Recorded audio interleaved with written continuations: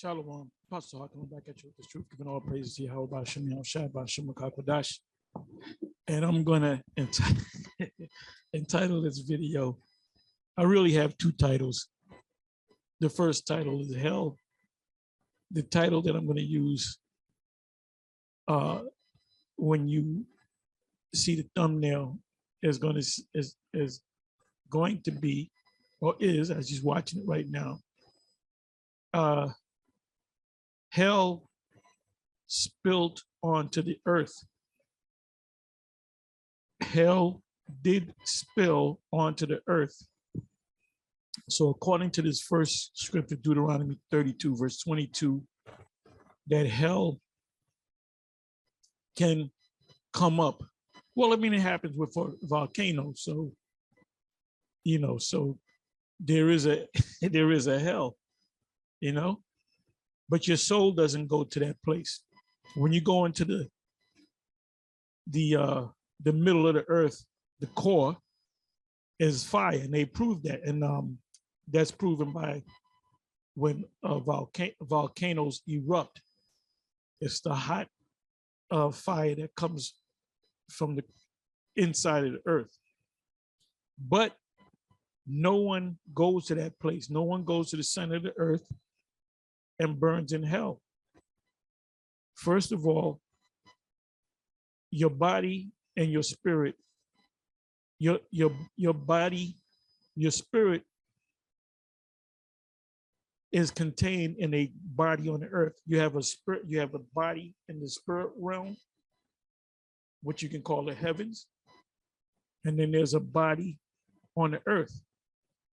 And when you die, whether you get shot, you get hit by a car, get hit by a lightning bolt, somebody stab you up, you die of a sickness, your spirit separates from your body, and your spirit immediately goes before the Heavenly Father and Yahweh Shai, and you are told what you find out who you are. You find out, like Edomites that die, like these Edomites that die, especially the elite, illuminated ones, the elite of the elite, they already know who we are, they know who they are. And then when they go to the spirit world, they're given instructions, okay, this is the last time you're going to come on the earth. You're not going to rule anymore. You're not going to be rich. The next time you come on the earth, you will be a slave. You and your people. Not one Edomite is going to make it. I don't give a damn how many videos Elder Ricard makes of the GOCC. Anyway, the subject is on hell. This is a basic subject to some and a deep subject to others. So let's just go into it. What I did was I made it simple. I'm going to try not to go too long, but let's see where the Spirit leads me. All you got to do is go back to the scriptures. As a matter of fact, let me do this. Let me take, where the hell am I? Bear me for a minute. Bear me for a minute. Okay, here. Let me grab this so I can put it next to this right here. Where did I say I was going to go into?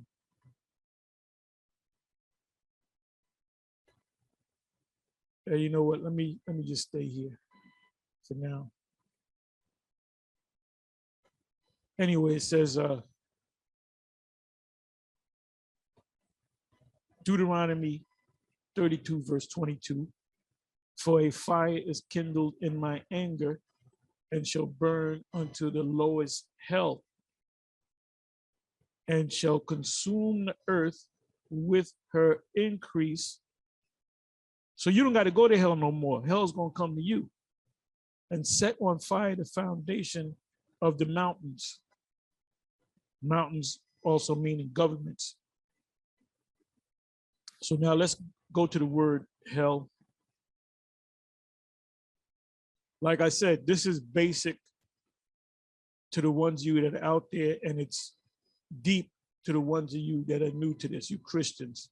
Because so many of you Christians are sneaking, you're window shopping. You got to sneak over and watch the next video that any of the Hebrews put together. Okay, so let me click on the word hell in the Old Testament.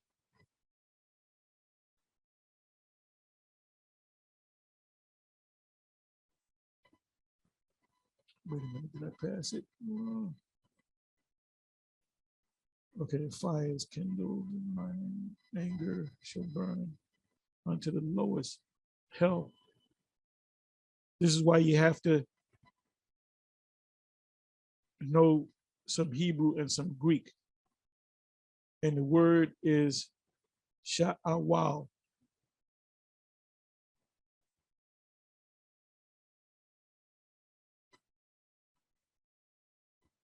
It says grave, right? That's what it is. It's talking about grave. Something. That's why in Deuteronomy, what is that, 32, when it was talking about hell, it was talking about inside the earth. And there is a fire in the earth that souls do not go to. That's that RCC BS. But if you want to get deep, that whole concept of hell came from Greek mythology. A story, a myth that you can read about, or probably go on Google or go to YouTube, and a video will probably come up, is the account of this guy, Orpheus, and the woman that he was in love with, Persophones. So that's all I'm going to say on that. But it deals with hell. You know what I'm going to do? Let me try this. I don't want to go off the subject.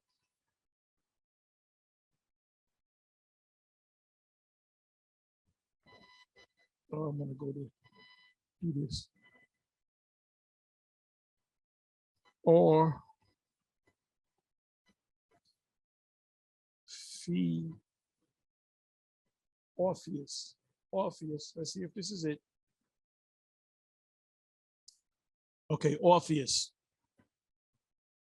Orpheus is a legendary musician and prophet in ancient Greek religion. By the way, he was an Israelite, because the whole Greek Hellenistic culture came in part from the Japhetic people and Jake, because Jake was mingled among them, and they came up with these stories of these heroes. You had Zeus, you had Poseidon, and you had Hades, which was the brother of Zeus, which he was in charge of hell. And that's why in the Greek, they when you go to the New Testament in the Greek, the word is Hades, and it's named after Hades, the brother of Zeus. See, people that call themselves Christians that believe in this fairy tale, old wives' tale, they don't realize that it came from Greek mythology. They don't realize that. Anyway, it says Orpheus is a legendary musician and prophet in ancient Greek religion.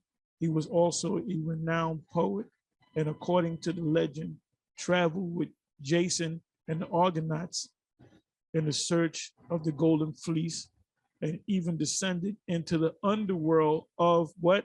Hades, to recover his lost wife.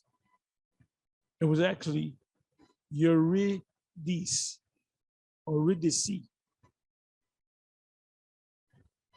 There's a movie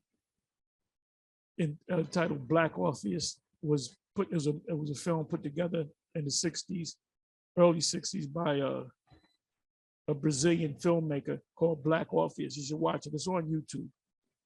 So they took the Greek story of Orpheus and they remade it using Black Brazilian characters. So That's a little story right there. Okay, it says here, what is the story? Orpheus, I just read that. What did Orpheus do wrong? And I'm going to tell you what he did wrong. When he went to get his wife, Eurydice, it's pronounced Eurydice, he wasn't supposed to look, he was supposed to play his instrument, and she was supposed to follow out of hell. So you can bring, according to the Greeks, if somebody's in hell, you can go and bring them out of hell. So it said, what did Orpheus do wrong? I already know what he did wrong. He looked back and she fell back in hell. Let's see if I'm correct. Since his love was not true, he did not want to die for love. He was actually punished by the gods, first by giving him only the apparition of his former wife in the underworld, and then by being killed by a woman, because I believe it was a woman that he didn't love. He loved the woman that died. But when you get into the story, he played the instrument and she followed, and he was instructed not to look back or she would forever be cast in hell. So he had to look back because of her beauty, and she fell back into hell, which is a story. That Jake put that together. That's Jake all the way. Anyway, so let's come back here. The best description of the word hell, which is sha'awal, is grave or pit. Okay, it says sha'awal, the Old Testament designation for the abode of the dead. What do you do with the dead? You bury the dead. Place of no return, because that body doesn't come back unless, you know, the Lord, the Supreme, raises that body from the dead. Without praise of the Most High. Why? Because your body is separate, your spirit is separated from your body. Your body is just material that becomes a part of the earth all over again. Wicked sent there for punishment. That's not true. Because you're not punished when you're dead. You're punished when you come back in your next life. The righteous are abandoned, righteous not abandoned to it, of the place of exile, of extreme degradation and sin. They're going off. The best answers that we can pull out is grave, pit. Yeah, it means grave. It means grave. So how did you get this whole story of, if you die and you didn't accept the Lord Jesus, as Christians say, you will burn in hell for eternity. And it says ultimately the Most High is a merciful power. He's going to have mercy on everybody, including Edomites, because he's going to destroy them. He's going to cause us to destroy them. And we don't know whether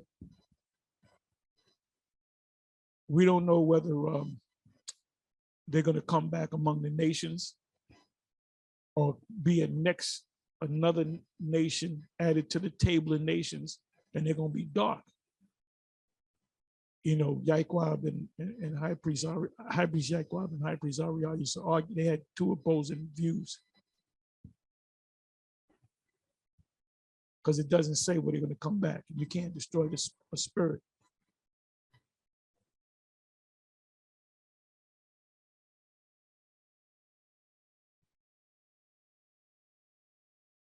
Okay, so let me come back over here.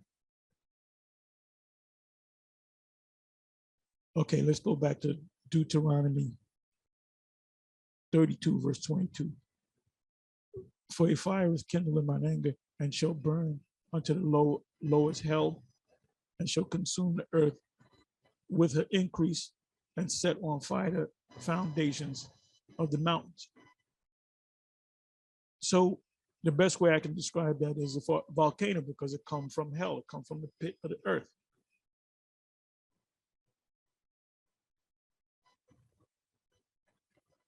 Okay, this is a good one. I would like you, Christians, to explain this. 2 Samuel 22, verse 6. The sorrows of hell compass me about. The snares of death prevent me. This is a statement that King David made.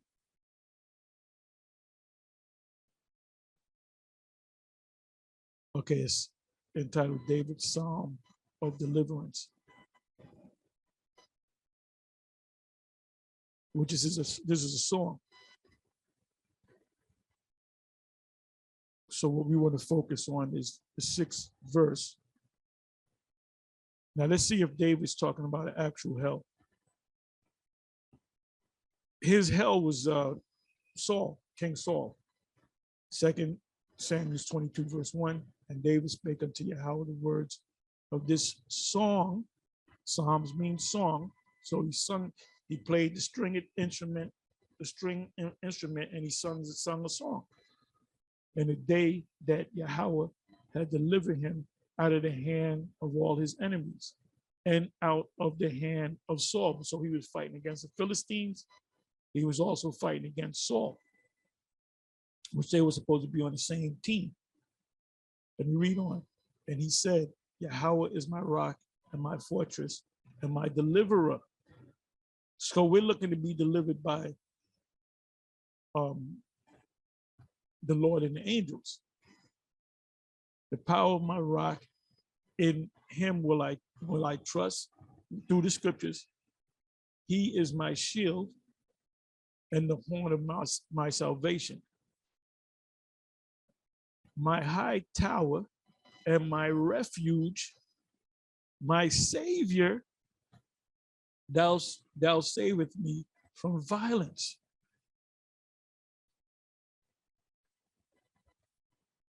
I will call on Yahweh, who is worthy to be praised. So shall I be saved from mine enemies. There it goes again. When the waves of death compassed me, the floods of ungodly men made me afraid. So did David get afraid at times? You got damn right he got afraid. He was a man, a human. Let me read that again.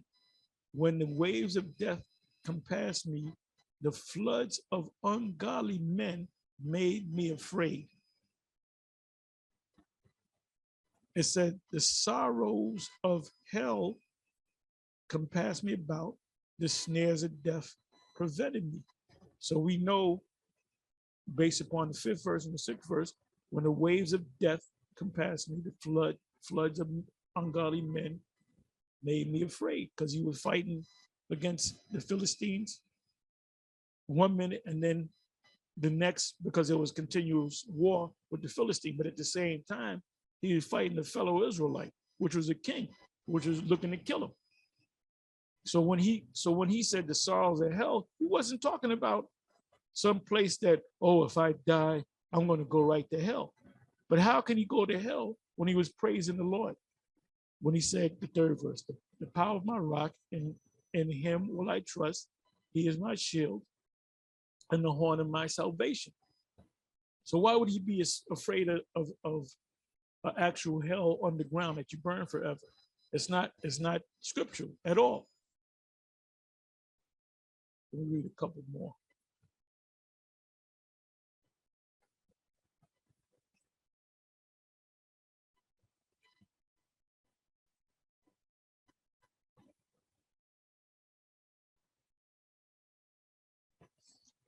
Okay, Job 11:8. It is high as heaven. What canst thou do? Deeper than hell. What canst thou know? That was parabolic.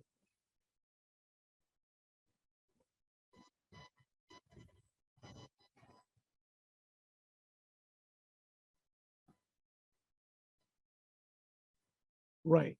Hell is naked before him, and destruction hath no covering. And that word hell, if you click on it, is the word sha'awah, which means the grave.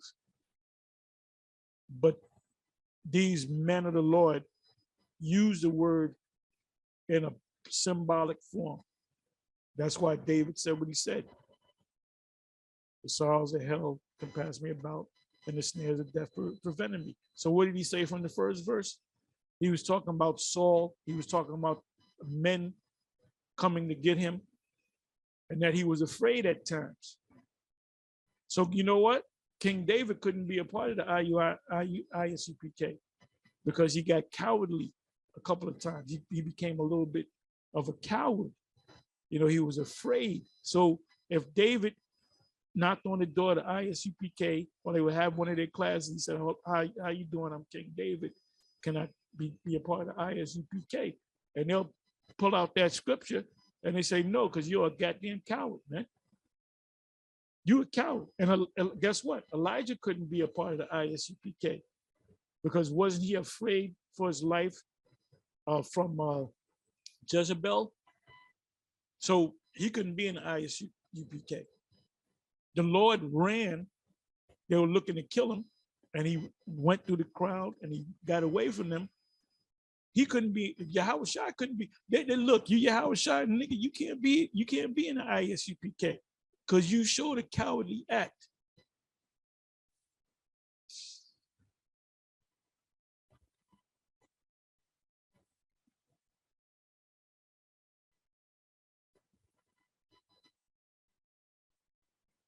Okay, right here.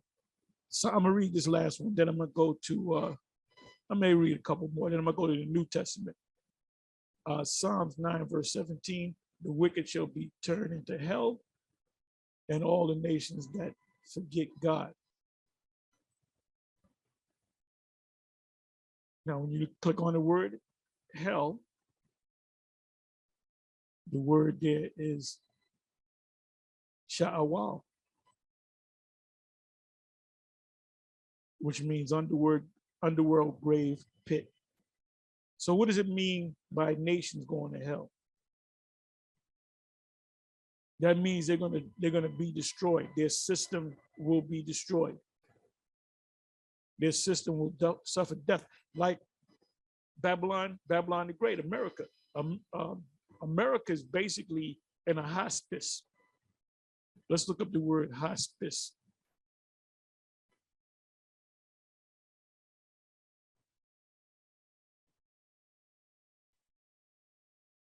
Hospice. Hospice.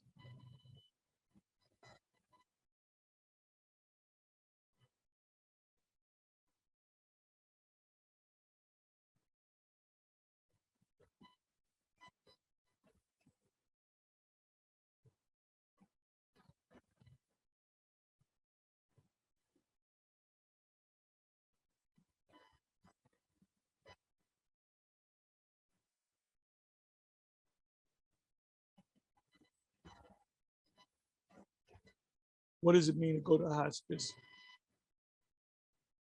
Hospice care is a special kind of care that focuses on the quality of life for people and their caregivers who are experiencing an advanced life-limiting illness. America is suffering a life-limiting illness. Hospice care provides compassionate care for the people in the last phases of incurable diseases so that they may live as fully and comfortably as possible.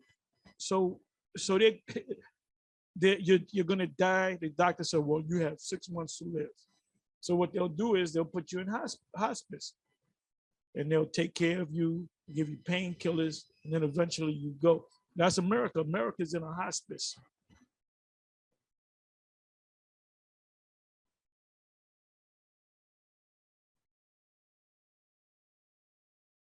The hell is this? You ever wondered what actors and actresses? Anyway, let's come back. Let's come back.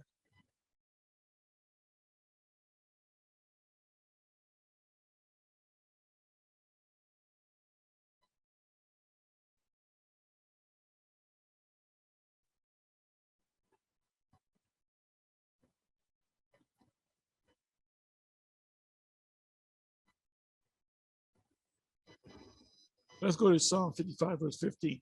Let death seize upon them, and let them go down quickly into hell, for wickedness is in their dwellings and among them. So this is the psalmist praying that they go to hell, meaning praying that they fall as a system. Let's come back to Psalms 9, verse 17. The wicked shall be turned into hell, meaning destruction. So is Babylon the Great going to be turned into hell? Yeah, it tells you in the book of Revelation that it's going to be a lake of fire. And all the nations, because the Most High sets up nations over other nations. You're not going to have a handful of Edomites that's going to receive the blessings of Israel in our coming kingdom. That don't make no damn sense. So the word hell, that means grave, but it's in parabolic form. It means destruction, the downfall of something.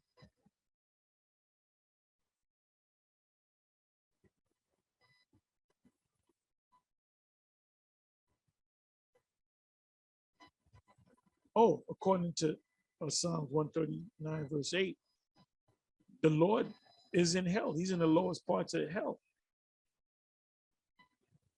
So why, when they make the movies about hell, why is the most high down there in the movie? Psalms 139, verse 8, if I ascend up into heaven, thou art there. If I make my bed in hell, behold, thou art there.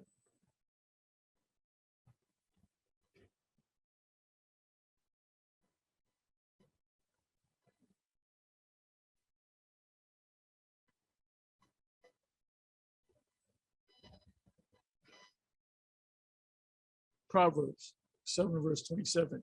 Her house is the way of hell, going down to the chambers of death. Let me come back. Okay, boom.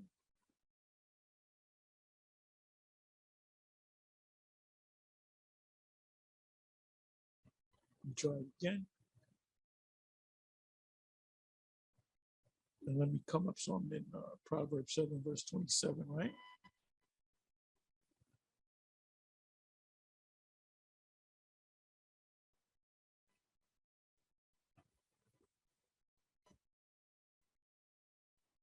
I'm not going to read the whole account.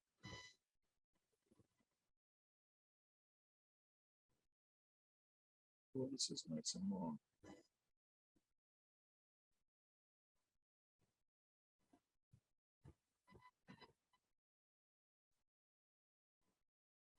Okay, Proverbs. We'll start at, really got to read the whole chapter. I'm going to start at the 12th verse. Now is she without, now let me do this. She is loud and stubborn, her feet abide not in her house. We know who that's talking about. But this is actually talking about a philosophy. Islam, Christianity, just to name two.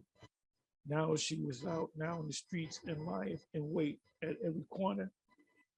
So she caught him and kissed him, and with an impotent face said unto him, I have peace offerings with me. This day have I paid my vows. Therefore came I forth to meet thee diligently to seek thy face, and I have found thee. I have decked my bed with coverings of tapestry, with carved works, with fine linen of Egypt. So this is a woman luring a man into an adulterous act. But what it really means is it's talking about a philosophy. That's why in Christianity is losing so many members that pretty much they have to get singers. They got to do the rap thing, Christian rap, Christian battle rap. They have to take things from the world and they have to bring it in. They have to put a Christian stamp on it. Because if they just taught the scriptures, you wouldn't have nobody in the church. And that's why they're losing members. See, this whole Israelite thing is messing up their business, because it's all about money at the end of the day. And when you do, they'll have conferences. You know, come to this conference, it's $100. And then when you get there, they're selling you shit. They're selling you books. They're selling you, you know, music, CDs or whatever they sell you. And they're always pushing, watch vocab. He pushes books all the time. And you can get this book right here written by so-and-so and such, or you can get that book right there. He'll bring out fucking 5 books. And then they have another 5 books or 10 books behind it, man. That's all, it's all a money-making thing with these people, man. The scriptures say, buy the truth and sell it not. Not set up a conference and say, oh, you got to pay $150 as a 3-day conference. And then when you go there, you got to pay for your hotel. You got to pay for your own food. And then they're trying to sell you shit. That's what this woman is right here in Proverbs 7:17. I perfume my bed with myrrh, aloes, and cinnamon. Can you imagine dealing with a woman that her bed is perfumed with myrrh, aloes, and cinnamon? That's gonna get you up for the task. Come, let us take our, you go to certain women houses, they either smell like nothing, or you might smell the Lysol in the air, or it might smell like a damn, it might smell like hell. And then they wonder why you couldn't perform. Because the whole atmosphere is all fucked up. You got a damn, a ripped teddy with ketchup stains on that shit. Ain't no man gonna get turned on by that. It says, come, let us take our fill of love until the morning. Let us solace ourselves with love. This is talking about these philosophies, these religions, Kemet, RCC, Moors. For the good man is not at home, he is going a long journey. Now we know that's talking about adultery. Because there's a physical fornication and there's a spiritual fornication. He hath taken a bag of money with him and will come home at the day appointed. With her much fair she, with her much fair speech, with her much fair speech, what should come to mind? Recently, we've been getting on this guy, Elder Riccardi, GOCC. He speaks a certain way. So he's a good speaker. Romans 16, verse 17.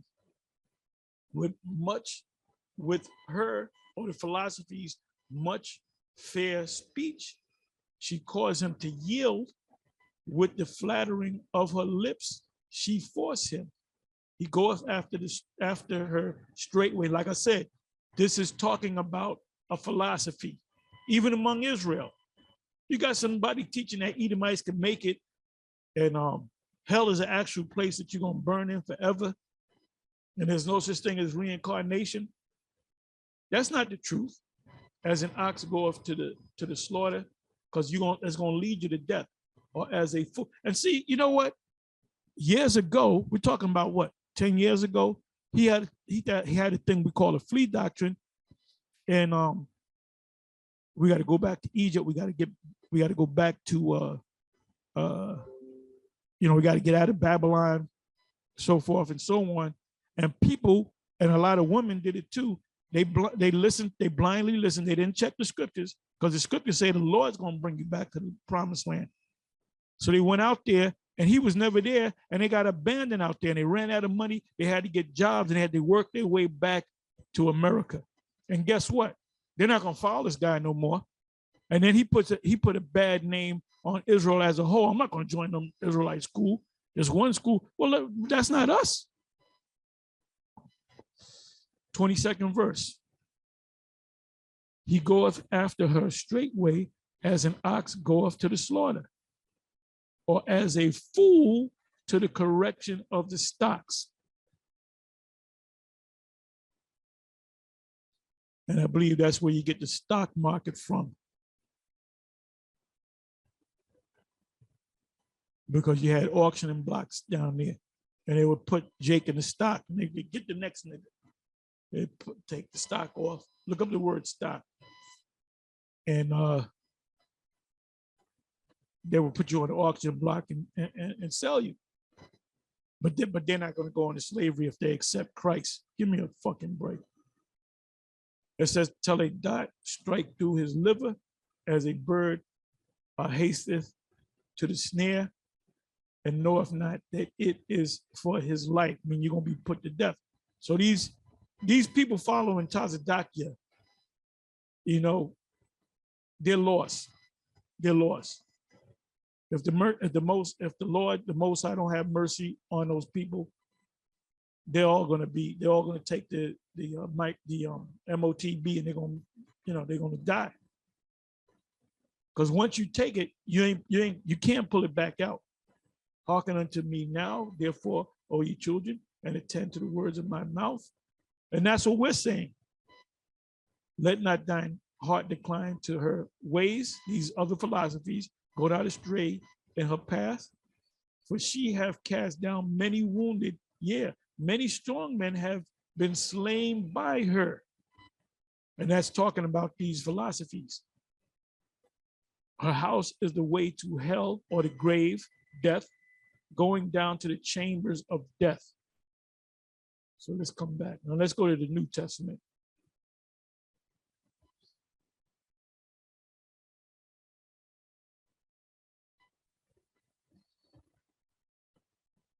You know what? I got maybe a couple more. Okay, you know what? Habakkuk 2, verse 5. Now listen to this. Oh, another good one. Jonah 2, verse 2. It says, and said, I cried by reason of my affliction unto Yahweh, and he heard me out of the belly of hell. Now, where was he actually in? He was in the belly of the fish.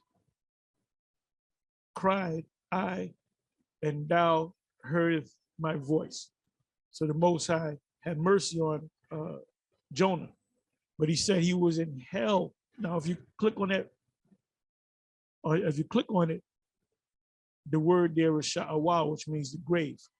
So was he in an actual grave, in a coffin? No. He was in a coffin-like situation, meaning he was closed in a well's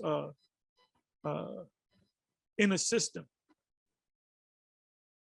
digestive system or whatever, and the most High delivered him. Okay, this is another good one. Habakkuk 2, verse 5. Yeah, also, because it's talking about Esau. He transgresseth by wine. He is a proud man. That's how we know it's Esau. The pride of thine heart have deceived thee. Thou that dwelleth in the cliffs of the rock. So this is talking about Esau. Neither keepeth at home. Esau goes everywhere, man, with his armies, with his missionaries at one time, and then his armies, who enlarges his desire as hell. So where did Esau bring hell with him? And is as death. What followed behind the word hell? Death, because hell is the grave. When somebody dies, you put them in a coffin and you put them in a grave, and cannot be satisfied, but gathereth unto him all nations. Babylon is a great melting pot, right? And heapeth unto him all people. One world order. When you go to First Maccabees 1, you read that whole chapter. It tells you that Antiochus Epiphanes wanted all people to become under one order.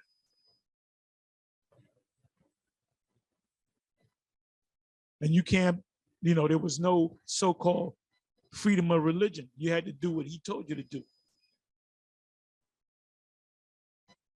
And which goes hand in hand with the MOTB, because they're going to do something when they bring they're pulling back the this whole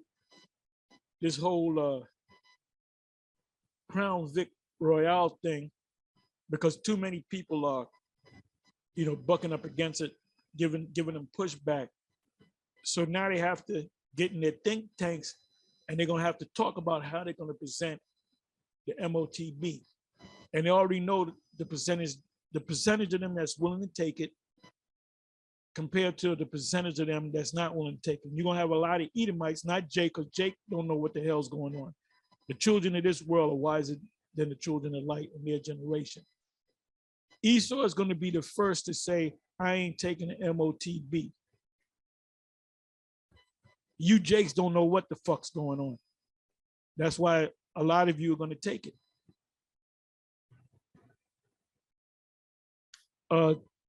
Matthew 5 verse 20.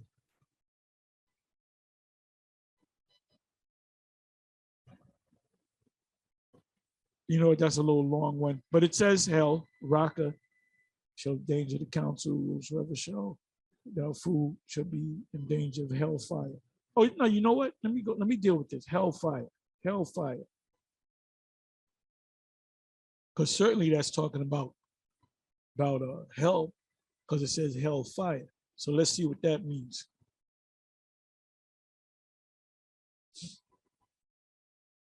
Let's look up fire first.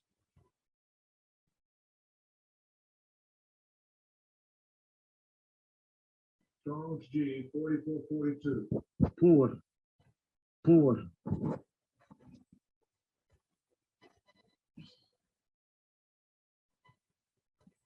Which simply means fire.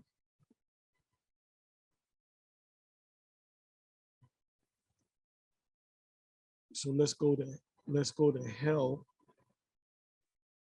There's a different word. Gehenna.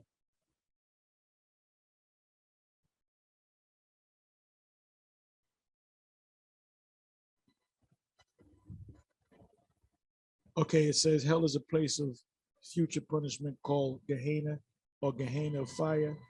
This was originally the valley of Hinnom, south of Jerusalem, where the filth and dead animals of the city were cast out and burned at a fit symbol of the wicked and their future destruction.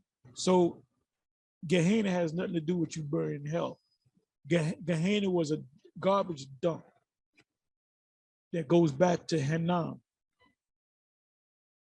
So this is not talking about burning in hell, your soul burning in hell.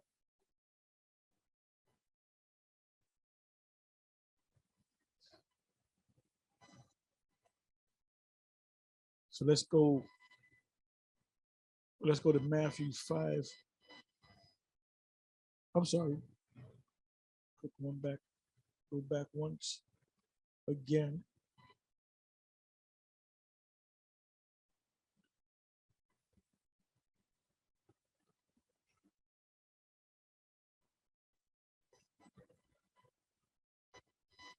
Okay, this is a great one. Because can a city be cast into hell? It says, and thou Capernaum, which are exalted unto heaven. Was that Elysium, the movie Elysium? They had the super rich living on a space station up in space. That's Capernaum? No, Capernaum was an actual city that people walked through and shopped, and they were known for their riches. Shall be brought down to hell, meaning destruction. For if the mighty works which have been done in thee had been done in Sodom, it would have remained until this day. So you can go into the whole backstory of Capernaum. So Capernaum being cast and being exalted to heaven, there wasn't up in that. Capernaum was not a city in the sky. It was on the earth. You can walk through Capernaum. So what does hell mean? It just means, when a city's dead, they call it what? A ghost town. Ghost town. The only things that's in that city is ghosts. No living, nobody comes to that town.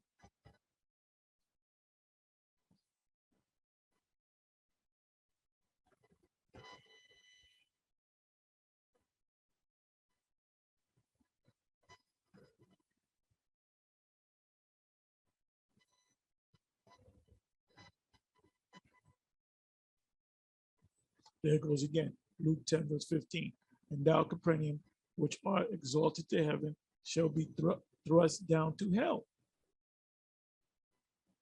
So if the Christians, if these wacky tacky Christians tell you that hell is an actual place that you burn in underground, where all souls go to, does Capernaum have a soul? It's a city with buildings. But then if besides that, ask a Christian, what does it mean by Capernaum being exalted into heaven? So it was up there with the Heavenly Father, Capernaum.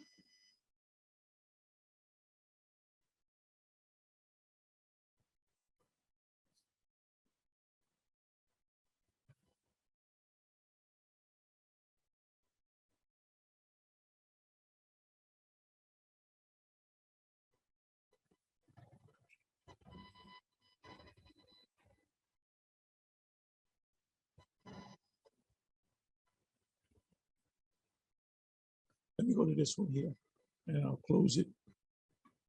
Revelation 20, verse 14.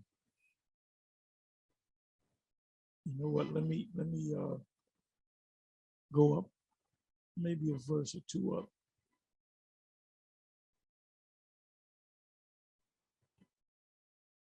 Well, it says 12. And I saw the dead, small and great, stand before the Most High, and the books were open, and another book was open, which is the book of life.